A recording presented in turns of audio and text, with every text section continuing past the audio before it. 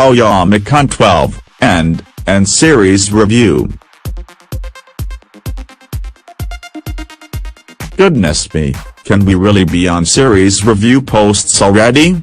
We begin the end with one of the better shows of the season, Kabuki Danshai.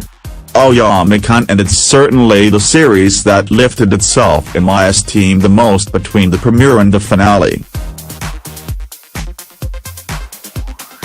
I enjoyed the first couple of episodes but judged this book by its cover a little too much, I think. There was more to Aoyama-kun that met the eye in every sense, and those depths continued to reveal themselves over the course of its 12 episodes. As if often the case with this sort of wistful and absurdist comedy, the final episode is the most serious of the run.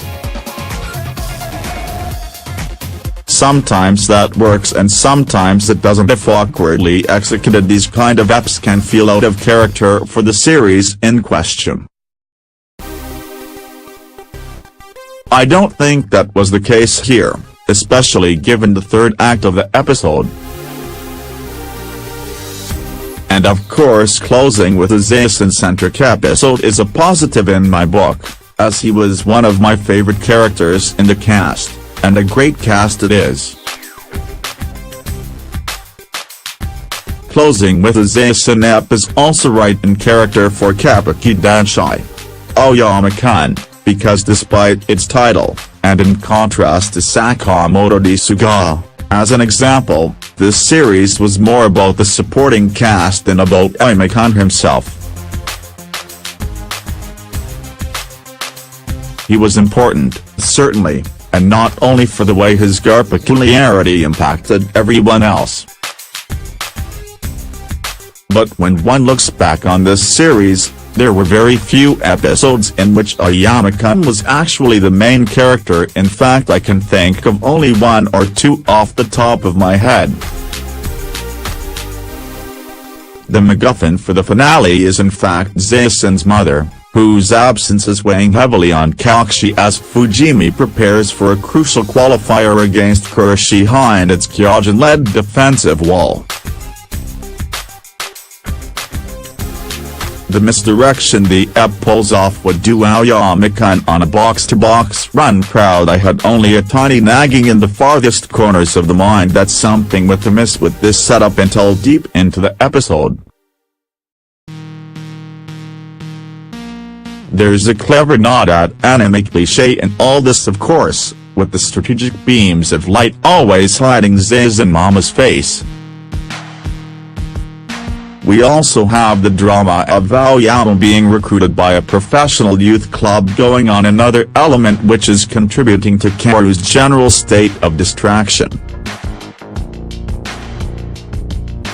In reality, of course, a player of Aoyama's caliber good enough to start on the national U16 team would be doing himself a huge disservice staying at a backwater high school like Fujimi, but this is a comedy series after all.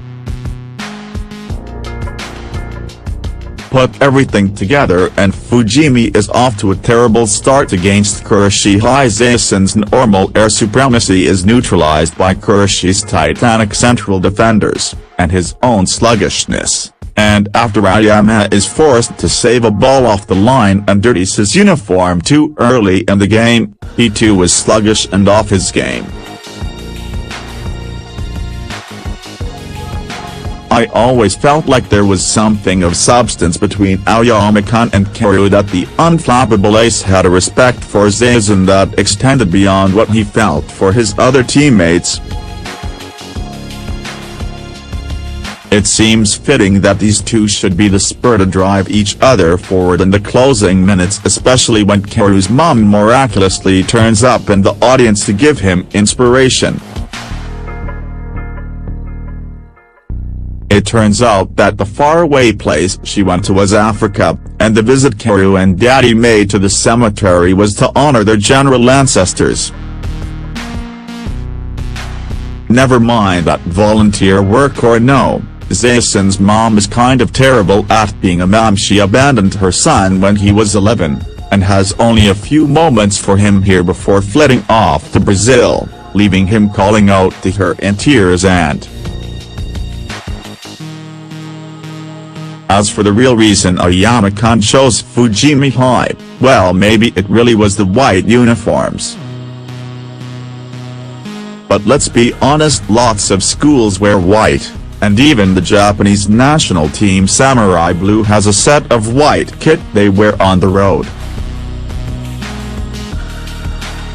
No, I think it goes deeper than that. I think Aoyama might have chosen Fujimi for the shirts and the toilets, but he stayed because he grew to love his team.